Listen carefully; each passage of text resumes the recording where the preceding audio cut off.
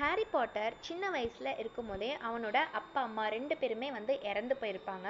இவங்க எப்படி இறந்தாங்க அப்படின்ற விஷயத்த யாருமே ஹாரி பாட்டர் கிட்ட சொல்லியிருக்க மாட்டாங்க. நமக்கு அம்மா அப்பா இல்லை அப்படின்ற ஏக்கம் மட்டும் அவனோட மனசுக்குள்ளே இருந்துகிட்டே இருக்கும். ஸோ அம்மா அப்பா இல்லைன்னாலே இந்த உலகம் நம்மளை எப்படி ட்ரீட் பண்ணும்னு நமக்கு தெரியும் இல்லையா?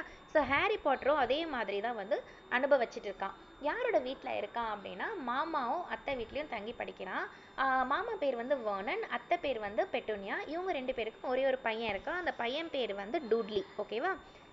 இவங்க வீட்டில் கீழே படிக்கட்டு கீழே ஒரு ரூம் இருக்குது. இந்த ரூமில் தான் ஹாரி பாட்டர் தங்கியிருக்கான். அவங்க அத்தையும் மாமாவும் என்னென்ன வேலை சொல்கிறாங்களோ அத்தனை வேலையுமே செஞ்சுட்டு இந்த ரூமில் தான் அவன் ரெஸ்ட் எடுப்பான்.